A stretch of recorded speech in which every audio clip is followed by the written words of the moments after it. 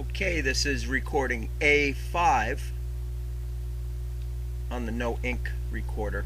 Not sure of the topic. It'll be filled in the title, written description. Here we go. We finish our. Its length is, I believe, 31 minutes. Starting now. So what I used to like to do in a group setting, when we would finish our meditation, come out of it, and it was time to have a little processing or question answer if people had it, I would say, so now let's share our ignorance. What that means is, as soon as the mind makes forms and concepts that it takes seriously and starts to ask questions, it's ignorance, it's a stepping down. Doesn't mean it's wrong or it shouldn't happen, because learning can happen by that process. In fact, it may be necessary for minds in the beginning stages, and that's fine. But I would make that little joke to myself, and a few of the students might get it. It's in the same vein as there's a modern day Korean Zen master who I like very much, and he's got a book that's titled, one of his little sayings, "Open mouth, already mistake." But really before that, the thought, already mistake. So we're being removed from the reality as soon as there's a self-reflective process. Okay? So in the case of a human being, as we talked about before the sitting, the whole identity has come to be based very deeply. Remember, an iceberg, not just superficially. The whole identity has come to be based on a self-reflective process. So the true being is completely lost in that process. The awareness of being is completely covered, as in the moving waves of the water do not allow one to see clearly what's in it or reflect clearly what's around it. So when mind functions in the way that we're attached to it as being true or important, or even much deeper as what we are, as us, as an identity, we have no true knowledge. We don't see what we are, and we don't see the world accurately. So that's the hindrance of thought. It's meant to be a useful tool. It's become a hindrance as it's become an identity base for the human race. And this is the root of all the suffering. That's the samsara, identification with the mind. And nirvana is being free of that. Okay, now if you have any comments or questions, please. Well, from the practice that we've done, specifically, very specifically, the Qigong, where you do the physical practice and then you do it mentally. Mm-hmm. For a good part of that meditation, I don't know how to explain this. I have a favorite tree that I used to always go smoke pot under, and I felt like that tree was kind of guarding me. Mm-hmm. It arched up and around, and I would always sit under it. That was way long ago as a child? This year. Okay. It's pretty recent. So, that tree around here? No, up in Sacramento. Oh, okay. Yeah, Sacramento, where I'm from, it's called the City. I like trees. I get good vibes with them. You can show me it. It's a beautiful tree. Sure and so at one point, I started. It started with a gush of wind that didn't exist really, and I started to feel myself moving in that counterclockwise direction, just like we do in our Qigong, and we do it in our head. Which exercise? The belt channel? You're moving around the... Specifically, probably, it's not like any of them, but... But you felt like a movement of chi, is that what you're trying to say? It was, I could literally and very tangibly feel myself blowing in a circle like this. Okay. And it was very specific like this. Mm-hmm. And I knew that I wasn't moving, but it felt, for God's sake, like I was moving. Well, the chi, if the chi's moving, you can experience it as that you're moving. It can be. So then, and none of this is really conscious, I guess. I had an awareness of being that fucking tree. And this is that tree who sits there and has sat there over God knows how long. And this, and he's fine with it. Yeah. And so, it was not a human body. It was a rooted, and probably because we talk about root yourself in the ground. I was rooted. There was no. It was the wind blowing the tree, but there was no way that tree was coming out of the ground. No way that tree was coming out of the ground. So you associated these feelings with that tree. And with our practice. Okay. And it felt very tangible. You made the connection. That's very good. See, that means at one time, however recent or whenever you went there, the tree was the guru to you. See, and you're realizing it now. A lot of times a guru is realized after the fact because we're usually so filled with thoughts. But that means some true lesson about being or truth was being instilled when you were sitting under that tree, and that you're having some little flashes of it here. Well, the tree has no reason to speak. It can't speak. Right. The tree is so beyond that. Correct. And it was not like an arrogance, but it was a definite proud self-confidence. Yes. So yeah, that was fun. Very good. Any questions at all at first? Then I want to ask you a little more specifically. No. Okay.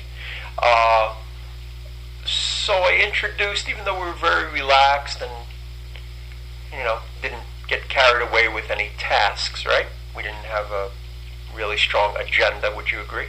It was the most challenging session we've had. Okay. The best. I would like to just know if it was clear to you that I was introducing at least some direction of methodology, perhaps, without it being specifically, technique oriented. But the meditation could you or the see talk? The meditation. Like if I were to ask you, well, because there were specific, I was giving gentle instructions, if you will, and I'd like to know if you picked that up, if it's something that penetrated, that you understood, and that hopefully you can retain and repeat on your own, and you'll have much opportunity to do it with me again. But just now, that's my question to you. Do you? It felt subtly different, and Okay. in a tangible way, but not in an obvious way.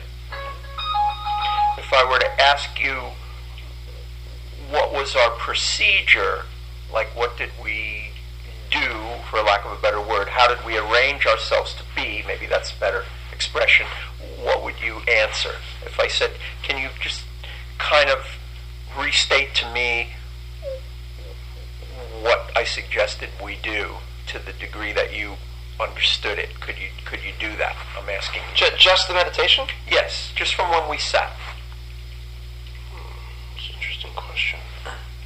Like, in other words, if I said, let's say one night, I said, okay, let's sit down here, take 10 deep breaths and repeat Om 12 times, and then we're all done, and I say, hey, Damon, what did I ask us to do? What did we do? Well, you said to sit down here, take 10 deep breaths, and repeat Om 10 times. Okay, you're correct. That's what I'm asking you now. What was the direction of methodology that I was attempting to get across? How did you receive that? That's what I want to know. Can you? That was very subtle. I mean, it wasn't as subtle as sitting, breathing, and out. Sometimes it was more of a. I would say the specific. Well, it was clearly, mind, body at peace. I mean, and talking about.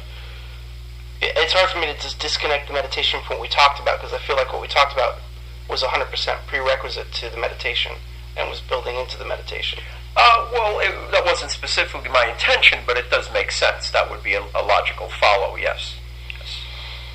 Well, I don't know the answer, but I can tell you for me, for me, whether you intended me to do this or not, it was very much a focus on trying to strip away, just like all meditation though, to be at peace and to be in touch in whatever small way with that universal thing that is me.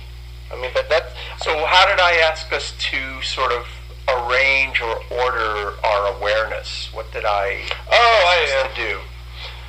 Well, that was a little bit unique. The specific awareness of the sounds, and to sort of use those as a way to further go deeper into the situation and to further disconnect from this fucking mind. Okay, that's basically correct. So what specifically? What was the gist of what I asked you to do? So then I want to know that you understand it so you can repeat it on your own. Well, you had the request of focusing on, but my body is at peace, my mind is at peace. And then... well, we brought in that as a tool, but not right away. That was a little later into the sitting. But at the beginning, let's say I'll take us through it again, and then you pick up the chord of that. I had us sit in a meditative posture. The first thing I said, if you recall at the very beginning, was let's just focus on the lower body and feel it rooted, right? And then once we felt rooted, what did I say after that? Not that you have to remember exactly, but any elements of it, doesn't have to be in the right order or anything. I talked a lot about what we should what mode we should put our awareness in. That's what I'm interested if you understand that mode. You already kind of said it, but I want to break it down very basic for you. Like you're sitting there and then, what is it about when you're sitting there? I hesitate to say what I ask you to do, even though we're subtly doing something at the beginning, right? Oh, I mean, obviously I think of my thoughts as helium. They're too light to stay put in the mind. Let them float away. And they literally, as they come, that's very useful for me. That's helpful? Good. Yeah, use it. Okay. But I don't know. I don't know exactly what you're getting at. Okay. Well, what I want you to get is a general sort of direction of how you order yourself when you sit. So, first of all, posture, which we've already covered. Your posture is basically good. I don't have any major corrections that I need to make in your posture right now anyway. And then the feeling of being rooted, which you've already told me you've kind of felt and related to that tree, right? Yeah. In addition to the movement, there was a rootedness feeling, right? I wasn't going anywhere, but I was being swayed. Right. Yes. Right. So, which is actually, that's good Qigong, whether we're sitting or standing. When we root through the feet, we can have all kind of movement everywhere, but the feet don't uproot because we have a real root. That's real Qi. It's not in your imagination. Like being movable, but yet unmovable. Correct. Yeah, you could use those words. So then, all I'm interested in that you get is that what kind of mode do we put our mind in? In other words, now I remember specifically. I forgot the specifics for a moment. Did you notice when I came back in from the car and we were just in the beginning a few minutes, I said, give up any wish for what? Oh, for things to be different. Yes. This is key. Do you understand? That was very familiar to me because and I've been reading it over and over and over again. Yes. And I've even told, my friend Nancy in Sacramento is kind of a definite worldling. She's a nut job. Mm-hmm. And that's, I often will say, Nancy, give up wanting something. Like, I was furious at her yesterday because this woman lives paycheck to paycheck. She has 2 kids. She has no savings. Wow. And she went out and bought a fucking Mercedes. She can't afford a Mercedes. And I said, well, that might be an investment. If they get homeless, they can live in a good car. Maybe. And I said, when are you going to fucking stop being attached to what you don't have this moment? And I said... Yeah. And she goes, oh, I'm sorry. She wants me to be this father figure because her father's gone. Yeah. And she goes, well, once I do, in 6 months I'm passing this test and we have to celebrate. And I said, let's celebrate today. Go make a beautiful dinner for your family. And set a place for me. Go do it now. And so I'm in touch with that. The reason it didn't come to me is because to me that's Buddhism. That's everything. So at the entry into meditation, have a feeling of not grasping or desiring a result of your meditation. What I like to say more plainly is,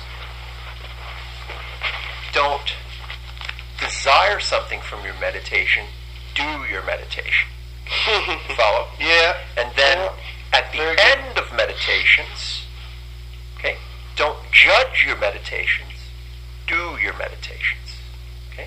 That means, I used to say it this way when I had my little bell, which hopefully we'll find another one someday. I miss that bell sometimes.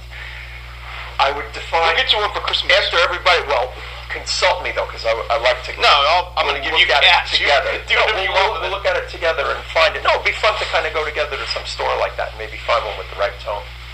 That one's been hard to replace since then. It's been about 2 years. Anyway. I have a catalog you can leave with. It's so Western bullshit, but it's the catalog. That's okay, but you may find something nice in it. They have a ton of bells in there. So, any Southern bells? So, what I would say was, after everybody sat, especially if you have like an intro, beginners, and they didn't really understand this sort of mainstay of meditation, I would say congratulations to everyone on a good meditation.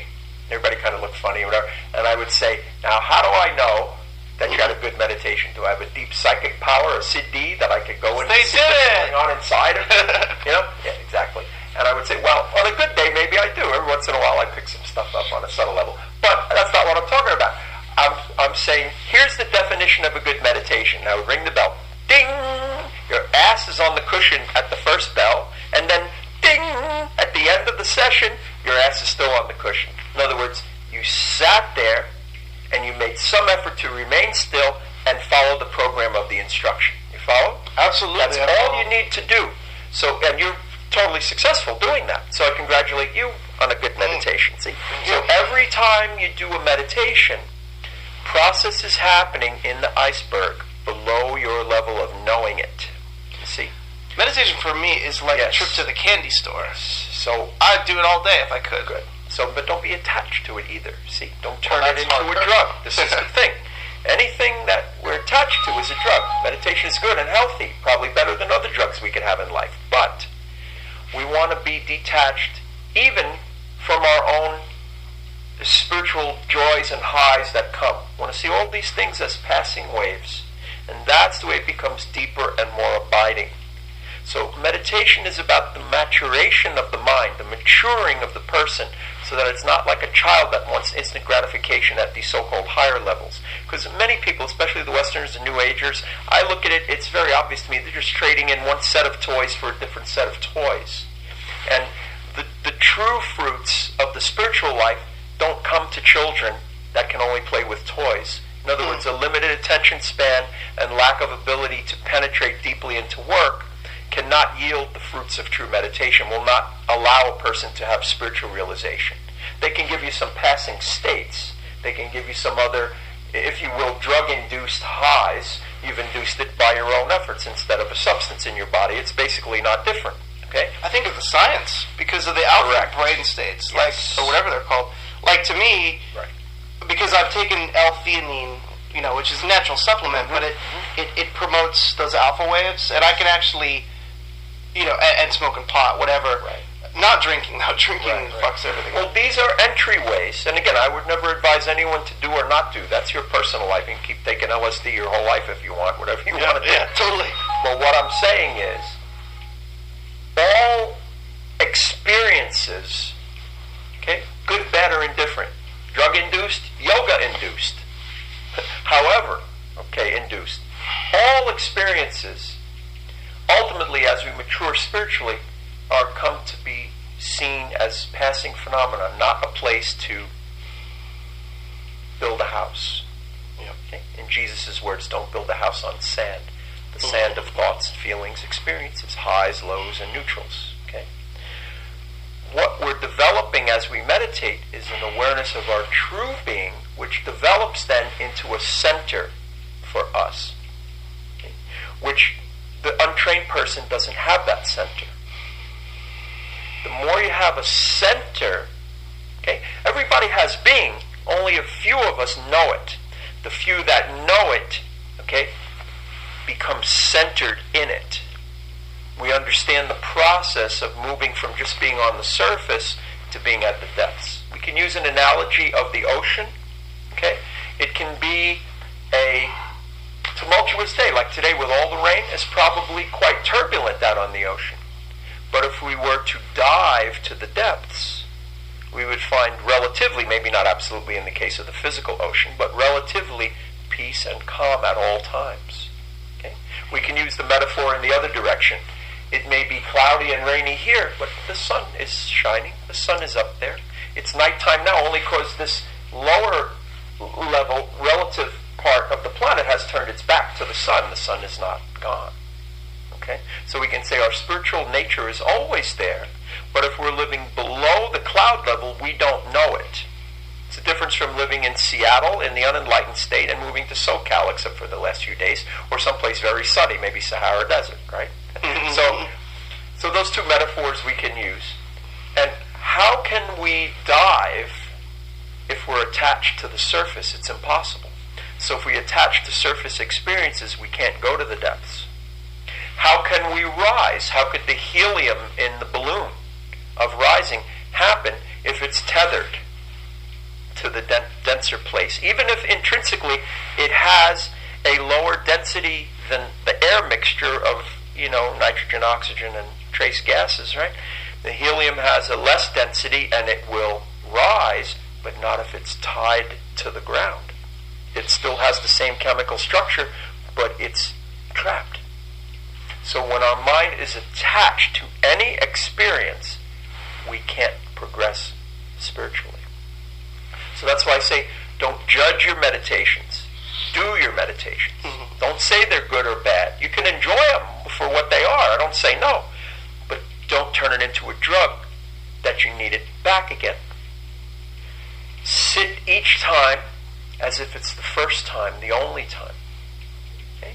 So our basic procedure, or what I've introduced as a, quote, methodology, if you will, without being very strict about it, although we can get much more strict as you start to understand. And also get much less strict as you start to understand more. But you got to go through the phase of getting more strict before you can get less strict. In other words, the price of freedom is discipline before it. Okay? So the basic methodology is, first of all, what you already understand, but I want to reiterate so you get it clearly, and we can listen to this again and have it. Okay. Stillness of body with proper posture, head, neck, and spine in alignment. Strong root for the lower body. Physically relaxing. Use the body sweep. I didn't go into it too much tonight, but I suggested it gently once or twice. Okay. Relax the mind is another way of saying ease off on any desire you have for something to be different. Relax the mind. So whatever's there, even if there were anger there or some negative state, the way to sit and meditate with that first thing is to not try to not be angry. Just sit there and say, well, this is what it is right now. I don't like it, but at least it's okay. I'll sit here. And we'll go into more, dealing with hindrances and so on. But we're assuming from a baseline where we're coming kind of peaceful and sitting. At least give up the desire. I'm not trying to accomplish anything now. Right. You have the mental set that says, I'm just going to be now. I'm not going to try to change anything or achieve anything. Okay? Doesn't mean I'm not going to meditate. It just means I'm going to understand more what meditation is properly, because the proper understanding will allow the proper practice. There'll be a beneficial, a symbiotic cycle that will help practice and understanding. That's why I talk, not to hear myself talk, because I know if the intelligence in the other person gets it, then the meditation will improve, the results will improve. Follow? Yep. So basically, almost done. We're sitting still in upright posture, rooting to the ground, relaxing the body, relaxing the mind in terms of letting go of desire for results. And then just letting our awareness become clear about pure sound, not creating any sound. Later we can do things and use mantras and so on, but just whatever sounds exist in the room, a ticking clock or just the silence is of sound, the feeling of that in the room. Just purely be with that without interpretation. Means if thoughts arise interpreting it, let them go. So you're purifying in the sense of making one element only. Pure gold is only gold. Okay? So pure sound is only sound. It's vibration touching the eardrum. It doesn't have a meaning element. Thought gives it the meaning element. So I'm saying eschew or choose not to indulge the meaning element. It may arise automatically, but then just let go of it. Is that clear? That's present moment meditation. Correct. And then do the same thing I like to call, now I'll just use the word realm. So purify the realm of sound. Make sense now what that means? I think so. It means divest it of thought. Don't put labels. Correct. Yes. Don't categorize. Yes. So what I could say now is, just so you have a sort of quick mnemonic to run yourself through it, then you can jot down and we can talk about it much more in the future. Sit still, root, relax the body, relax the mind, and then the first sort of little more technical or deeper thing, purify the realm of sound. Make sense?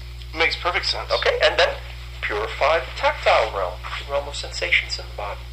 Okay? And then go to the breath and guess what? What is the breath? How's the breath experience? Basically two realms. sound and feelings. Right? It's sensations and sounds. That's what the breath is. I see.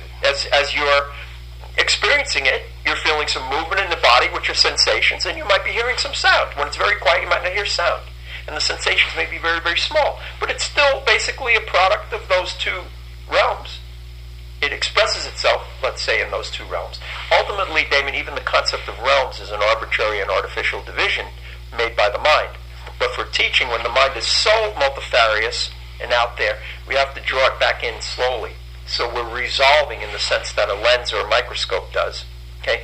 Bringing down, resolving more diverse, dualistic and multiplistic experience. We're resolving that back down.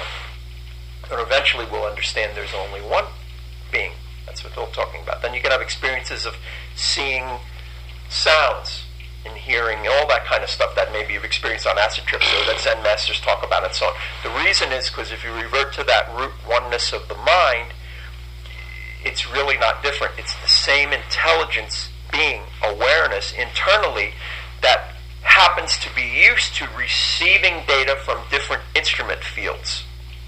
But when you go prior to that, then it's not as diversified into those fields. But if we're making the journey back home, coming back in, the way we want to approach it is to purify first the sound realm, because that's a very obvious one when you're sitting, and the sensation realm, which is very obvious. And those two are really good to work with because they create a lot less stimulation than the visual realm does at first. Oh, yeah. Then eventually, when we calm down and clear down, especially in the evening in a peaceful view, when you open your eyes, was it relatively easy to just see and not have thoughts about Very much. what you were seeing? You see? It was Because the mind will come into that mode, and you'll just become, as you continue, if you practice, not if you think about it or speculate. If you do it, as I'm saying, you will develop a center.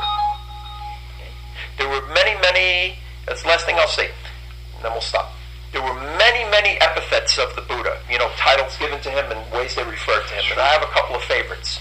They have one that says, he was the one, the man, the person, the being, who concluded his contract with birth and death. I like that one a lot. He went beyond birth and death. Means he went beyond the mind, that which is born and dies. Right? And then the other one, which is relating to what I was just saying, which is why I thought of it. Tathata, you've heard that? Tathagata? I think so. Buddha, you've seen that? Okay. The root of that, tathata, means suchness. And what that means is, this is not a bottle or plastic. This is this. If there were water, I could say water in every language on the planet and it wouldn't quench my thirst. I have to do this. That's the water I need, not the conceptual word water or aqua or any other word that I don't know in other languages. Okay? So tathata means the suchness, the actual water, the actual plastic. Okay? So Tathagata, one of the epithets or ways they refer to the Buddha, was one of my favorites, along with the one I said, the man who concluded his contract with birth and death. This it meant the other one is he was a place of unmoving suchness wherever the body traveled. So he was just his being, Nothing more. wherever the body traveled. See, and when we meditate properly and sufficiently, when we cross a certain threshold, there are some stages I'll be able to observe to a certain degree and hopefully help you to see it in yourself. When we cross certain stages and thresholds, we'll know that we're resting in our own tathata, suchness, just our being. And then it becomes the simplest thing in the world. See, when you break a few thresholds or plateaus. Okay, slight glitch. Going right back now. You might just get a little repeat, but only a few seconds worth. Concluding the selection now. Tathata, you've heard that? Tathagata? I think so. Buddha, you've seen that? Okay. The root of that tathata means suchness. And what that means is, this is not a bottle or plastic. This is this. If there were water, I could say water in every language on the planet and it wouldn't quench my thirst. I have to do this. That's the water I need, not the conceptual word water or aqua or any other word that I don't know in other languages. Okay? So tathata means the suchness, the actual water, the actual plastic. Okay? So, Tathagata, one of the epithets or ways they refer to the Buddha, was one of my favorites, along with the one I said, the man who concluded his contract with birth and death. This it meant the other one is he was a place of unmoving suchness wherever the body traveled. So he was just his being, Nothing more. wherever the body traveled. See, and when we meditate properly and sufficiently, when we cross a certain threshold, there are some stages I'll be able to observe to a certain degree and hopefully help you to see it in yourself. When we cross certain stages and thresholds, we'll know that we're resting in our own tathata, suchness, just our being. And then it becomes the simplest thing in the world. See, when you break a few thresholds or plateaus, meditation can become a lot more fruitful. In some ways easier, but then the next set of unprocessed stuff can come, and then you got to deal with that. That's it's handy to have somebody that's been through it around. You know, but just understand the basic direction or methodology, if you will, the line of procedure, if you maybe that's the best word, right? The protocol, is that a good word? Okay, Sure. that of what we did tonight. That's all I'm interested that you get. You got it? And then Let me next see if I time. can say it. Okay, good. Yeah, I was going to say next time I'll ask you about it, but if you want to recap it right now briefly, go ahead before I go. I'll put my shoes on. I mean, there's a mechanical aspect, techniques. Yes, there is actually, because if we don't do that, we go nowhere at all. We'll stay floating around in thoughts, in the self-reflective mind, in the grid, in the person, in the ego. See, what I'm attempting to do is show us that we don't have to be there. So it feels like there's a lot more coming. This stuff feels like a little sort of the introduction to more of the advanced techniques of getting into. I guess the only way I know to describe it is that mindful state. Yes. And then, I think it goes without saying, the hope is if you can get partially there in meditation, you can bring some of that with you in the rest of your day. Yes, if you can sit in it more, it'll carry over more. I have two very different feelings about meditating in the morning and in the night. I only do it typically in the morning and the evening. In the morning, it's much more of a taking my temperature because it goes all over the place. I mean, and I can't fucking predict it. Some mornings, I don't know why I can't shut my mind up, but that's okay because I took my temperature and I'm a little bit sicker that day, and I have to. And I do. So that's what I'm advising you tonight. Don't judge. Do. Yeah, well, set that, whatever it is, I hope it's 20 to 30 minutes at least. Set that and do it. And I would also suggest now, make it regular in terms of time and place. I usually get up at 6 a.m. Make it regular in terms of time and place, because that will accustom to the mind, and then you'll get some result. The mind likes rules and training. See, it's like a little kid. It can't be completely free, or it'll run in front of traffic. Did you notice what's different about this place? It needs to be structured. The kitchen? I didn't really look at the kitchen, no. The first time. So there we are with the brilliant commentary of the student about the changes to his kitchen. But hopefully, in spite of that, or at least prior to that, we got some salient instruction. It may have been just as well that there was a little duplication of a few minutes there, because it seemed to be in the area of important meditation instruction and insights. So that concludes selection 5 in folder A, also known as A5, in the No Ink recording